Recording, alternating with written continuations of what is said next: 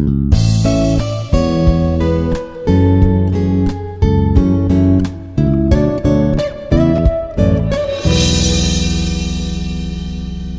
morning. I am Prasannanjaneya Reddy, working as Assistant Professor in the Department of ECE, Institute of Aeronautical Engineering College, Dundigal, Hyderabad. In this session, we are going to discuss about one of the multitasking technique or scheduling algorithm, that is non-preemptive multitasking technique. That under that one, last in, first out based schedule. Means non-preemptive means once complete the currently executing task, then only a new process is scheduled for execution. Last come first served or last in first out means among multiple processes, which process entered last into the ready state, that is scheduled for execution first. Okay. We will check with example. The scheduling algorithm is non-preemptive last in first out. Here we consider three processes, P1, P2, P3, with estimated time 10 millisecond, 5 milliseconds, 7 milliseconds. Enter into ready state in the order P1. First P1 entered, next P2 entered, next P3 entered. Calculate the waiting time and turn around time for each process, and also calculate average waiting time and average turnaround time, assuming that no IO waiting for the process. Ready state,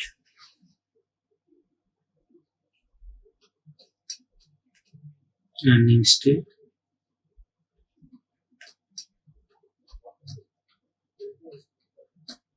completed state.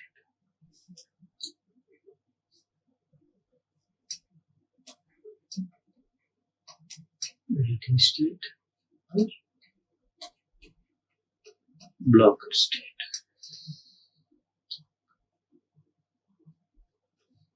Okay. First, at the time of 0, three processes, P1, P2, P3. Enter into the ready state in the order first P1 entered, next P2 entered, next P3 entered at the same time. So, first the scheduler at the time of 0,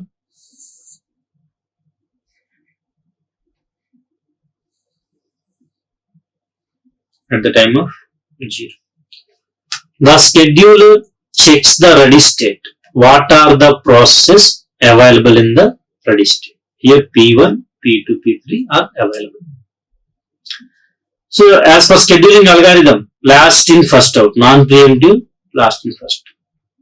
So last in first out means which process entered last into the ready state, that is scheduled for execution first. So among these three, which process entered last? P3. So P3 is scheduled for execution first. P3. Its execution time is 7 milliseconds. Okay. Since it is non-preemptive, after completion of P3, then only a new process is scheduled for execution. Okay. Next, P3 is scheduled for execution. So its execution is completed, then it is entered into the completed state. Next, at the time of 7th millisecond, again the scheduler checks the ready state. What are the processes available in the ready state? P1 and P2. Among them, which process entered last into the ready state? That is P2. So P2 is scheduled for execution. So what is its execution time? 5 milliseconds. Means totally 12 milliseconds. Again, so P2 is scheduled for execution. Thus, execution is completed. Again, the scheduler checks the ready state. What are the processes available in the ready state? So P1 is available here.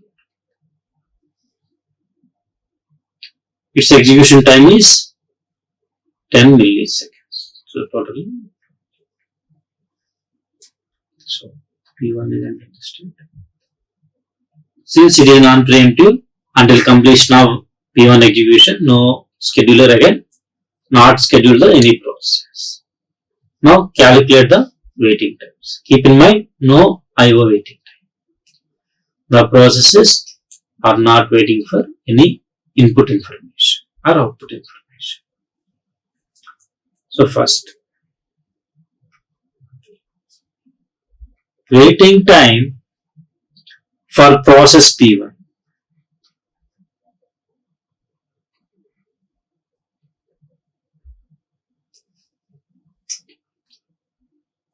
So process P1 enter into the ready state at the time of 0 and it is scheduled for execution at the time of 12th millisecond. So total how much time is waiting? 12 milliseconds.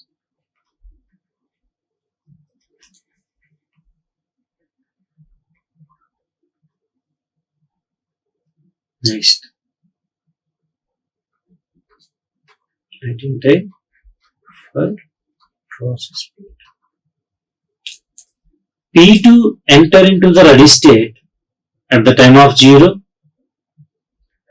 and it is scheduled for execution at the time of 7th millisecond. So its waiting time is 7 milliseconds.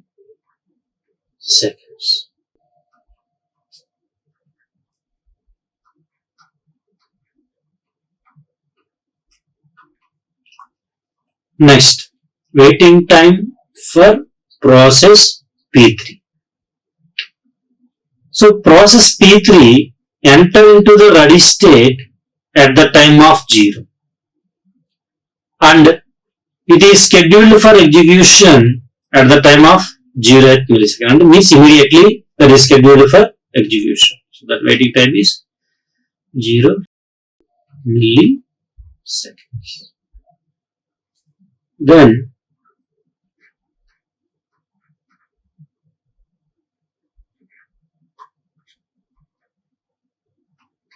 average waiting time means sum of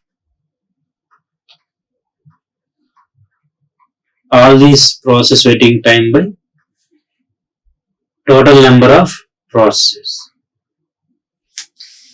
that is milliseconds.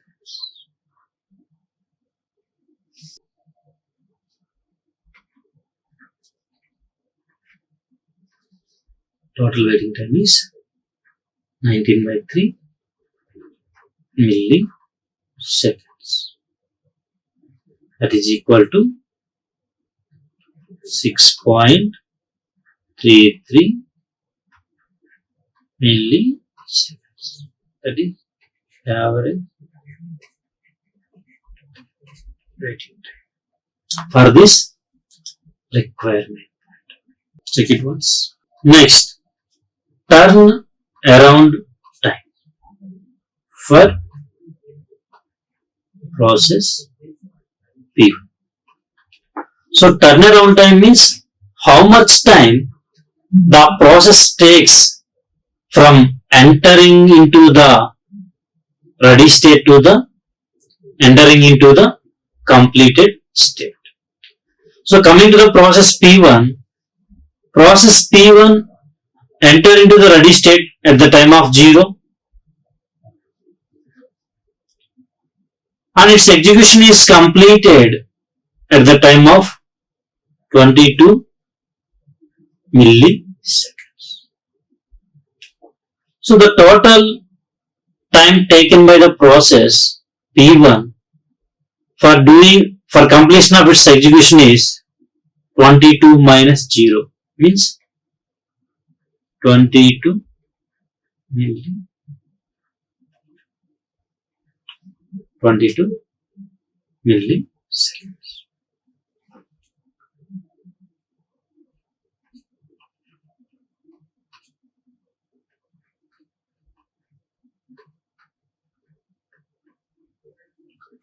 Turn around time for process P2. So process P2 enter into the ready state at the time of 0 and its execution is completed at the time of 12th millisecond. So total duration is 12 minus 0 means 12 milliseconds.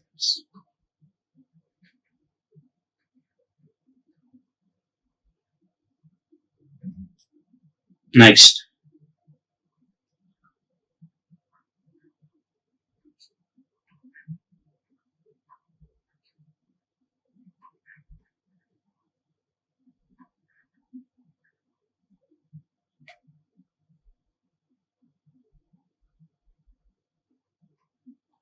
turn around time for process P3. Process P3 enter into the ready state at the time of 0 and its execution is completed at the time of 7th millisecond. So total time duration is turnaround time for process P3 is 7 milliseconds. So average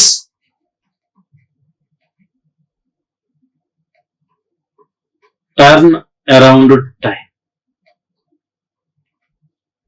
that is equal to sum of all these steps.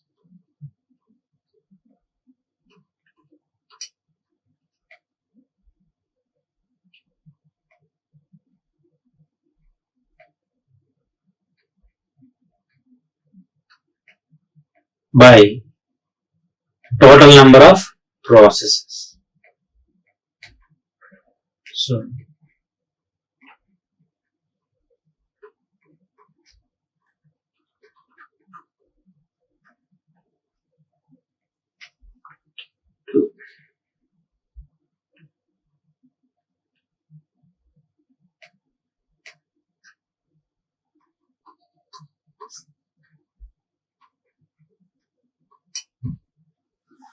(41 by 3 milliseconds) means that is equal to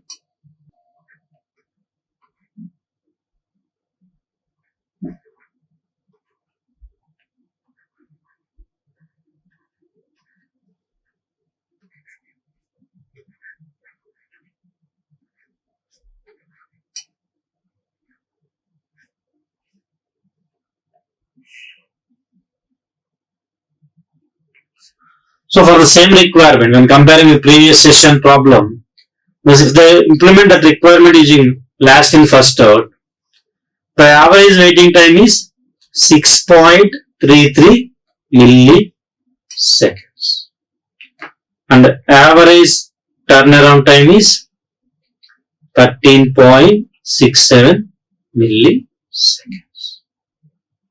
So, if you look at that work, that first in first out based average turnaround time is 15.67 milliseconds.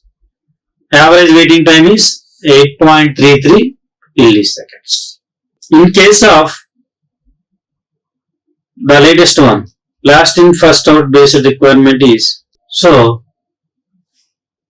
for this requirement point of view, if you design this one using last in first out, that average turnaround time will be reducing here, waiting time also, waiting time increasing.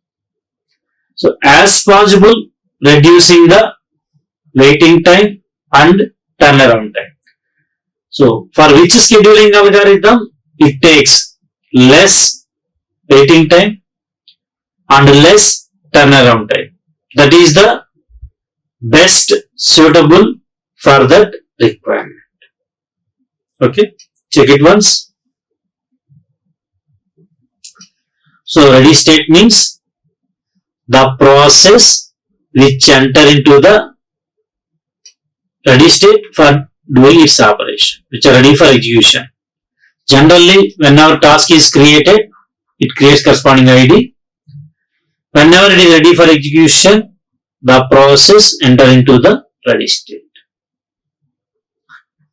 And based on the scheduling algorithm, whenever it is scheduled for execution, at that time, that process is enter into the running state. While doing the operation, if the process is waiting for resources, then it is enter into the waiting state. After waiting some predefined time, still if the process is waiting for resources, the process enter into the blocked state.